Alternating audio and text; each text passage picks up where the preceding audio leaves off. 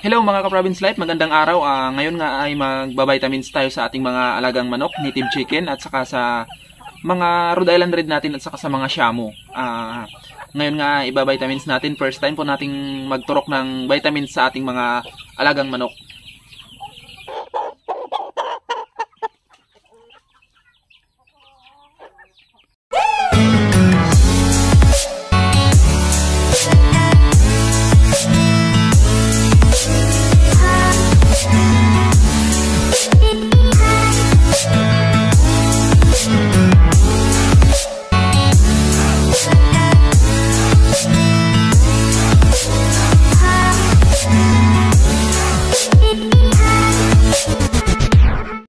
Welcome back po muli sa ating munting channel. Sa mga hindi pa po nakapag-subscribe, pa-subscribe na lang po para lagi po tayong updated sa mga darating nating video.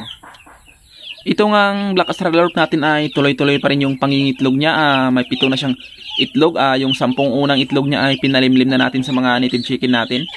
Ito yung ano natin, Shamu natin. Pure Shamu to na babae.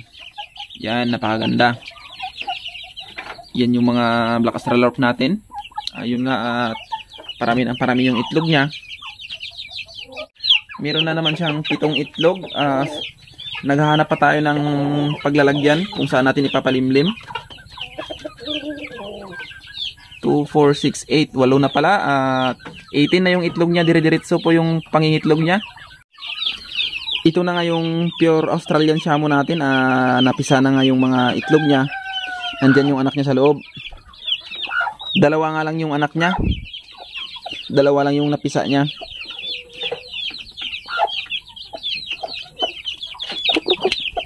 I-breeding na naman natin sa susunod na mga araw kasi susunod na linggo.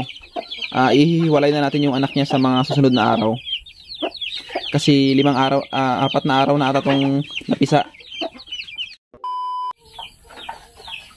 Uunahin na nga natin tong Black Australorp natin kasi nga medyo pumayat na siya kasi syempre 18 na yung itlog ng babae. Tuloy-tuloy yung ano niya. Malakas kasi ito mga ka-Province Life, malakas sa mga chicks.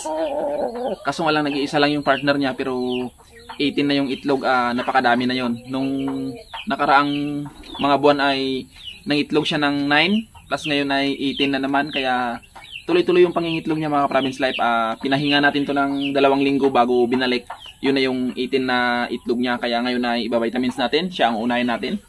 Napakaganda mga Province Life. Ito yung pinaka gustong gusto ko sa mga alaga nating manok. Kasi malakas. Ibabitamins na natin. Ang problema lang nito ay makulit to. Baka mahirap turukan. Try natin.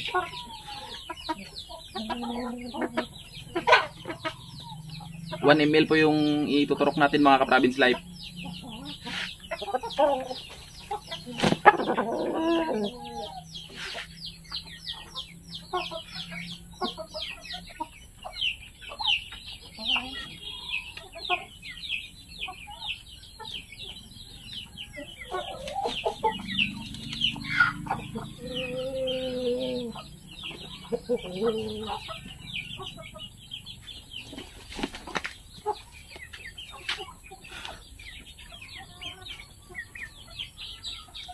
Kakalat lang natin kasi bumukol.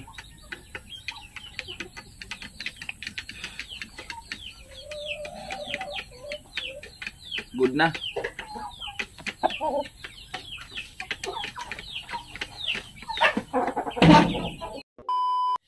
Isusunod natin tong lalaki natin na Hulu Shamu. Hulu Shamu to, napakaganda. Napakaganda sana nito, napakatapang nung kabataan niya nung 7 months, 8 months siya. Halos kaya niyang labanan lahat dito nung dinala ko siya dito. Kaso nga lang nasira yung ano niya. Sobrang tapang ay nabangga sa kawayan. Kasi kinulong ko, sobrang tapang pa rin at nabangga sa kawayan kaya nagkaganyan. Kaya ibabitamins natin. Kasi napakaganda nito mga Province Life. Ito yung isa sa pinagustong gusto ko dito sa mga manok natin. Maganda yung lahi, maganda yung tindig, talagang matikas.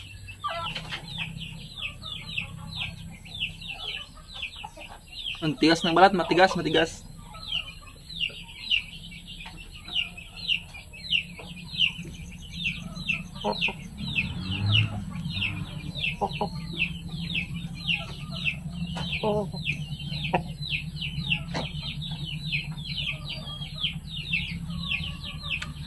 Kina? Yan yung tindig niya mga province life, sobrang solid. Talagang upwings.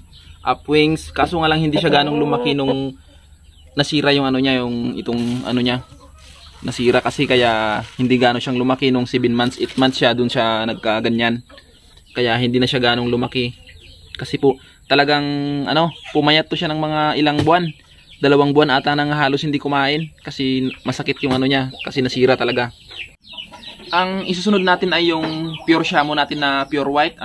Mamaya i-vitaminsin natin yung ano, yung pure Australian shamo natin na napisa na yung itlog para maging okay yung katawan niya. At yung ibang mga lalaki natin, siyempre yung mga ibang manok dito na kailangan nating i-vitamins. Pure shamo mga province life, pearl eye. Short itong ano niya, anong tawag dito, short, at saka napakagandang itsura. Talagang pure mga province life. Singkit. Yan, solid, napakaganda. Ang ginagamit nga pala nating vitamins mga province life ay Bilamil. Yun din yung, ito din yung ginagamit ko sa ano, Bilamil extract. Ito din yung ginagamit kong vitamins para sa ating mga alagang baboy. 1 ml po yung bawat isang manok. Sa mga manok na 4 months, 5 months, ano pa yun, pwedeng 0.5 lang at saka 0.6. Pag malalaki na, pag tulad na ganito, isang taon na pataas, 8 months pataas na malalaki ng manok ay pwede ng 1 ml. Ito nga yung gamit natin, Bilamil extract mga province life. Ito nga yung gamit natin, Bilamil extract mga province life. Kung nakikita nyo, 1 ml po yung ilalagay na ipapaano natin mga province life. Iba-vitamins na nga natin tong pure shamo natin. Nung nakabreeding to mga province life ay 3 kilos lang nga ito. Ngayon ay nasa 4 kilos na siya nung hindi na siya nakabreeding kasi nasa mahigit 2 linggo na siyang nakapahinga. At tapos iba-vitamins pa natin ngayon. Ang size lang kasi nito mga province life ay medium to large, hindi ganong kalaki pero malaki mga province life kasi 4 na kilo na manok ay sobrang napakalaki na yun. Kaya ngayon ay iba-vitamins na natin para mas lalo pa siyang lumaki, para sa susunod na i-breeding natin siya ay talagang hindi siya ganong pumayat. Ito yung shamo natin na nabili natin ng 3,000 pesos. Kung nakita nyo kanina yung pure shamo natin na babae na maliit, yun yung kasama niya. 3,000 na lang silang dalawa, binigyan niya lang tayo. Pero napakaliit pa yun nung binigay nila mga province life. Pero ngayon ay malaki na. Kasi nasa 2 buwan na ata sila sa atin. Sabay sila nung Australian shamo. Yan, okay na mga province life. Isusunod na natin yung Australian shamo natin. Ito na nga yung Australian shamo natin. Napakasingkit, napakataray ng ano, pearl eye talaga yan mga province life. Australian shamo, napakatangkad. Magta 3 kilo ang kilo nito mga province life. Sana ay maging maganda yung resulta natin yung puting shamo natin at saka ito kasi may anak silang dalawa. Kasi hindi gaanong maganda yung pagka-breed natin kasi kakabili lang natin, tapos breed natin. Kaya papahingayin natin yung lalaki at saka ito para susubukan natin ulit para maging maganda yung breed nila. Para mas ano mga province, kumbaga kondisyon sila ano ang i-breed natin. 1 ml pa rin.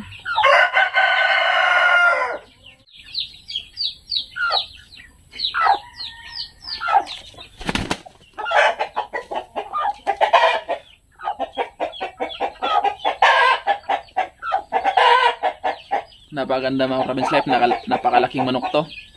Napakatangkad, gustong-gusto ko yung height nito kasi matangkad. Sana yung magiging anak nila nung puti ay magiging magmana talaga sa kanila. Mas matangkad pa. Kasi yun yung sabi ng napagbilian natin, pag nagkaroon sila ng anak ay talagang mas matangkad sa mga lahi nila kasi dalawang magkaibang linya ng shamo na matatangkad yung magulang. Ito nga yung 5 months, 6 months natin na Rhode Island Red or 7 months, pa 7 months na. Pwede nang i-breeding to mga province life pero hinihintay lang muna natin, parang maliit pa kasi siya, parang bata pa siya kaya hindi pa pwede. Tamang-tama yung, ito yung mahogany. Yung lalaki natin ay hindi yun mahogany. Linya ng mga Rhode Island Red, may mahogany at iba-iba pang linya. Pure pa rin mga province life, pure Rhode Island Red. 0.6 lang yung ilalagay natin kasi medyo maliit lang to. Siguro nasa 1 kilo, 1.3 ganun. Kasi dalaga pa.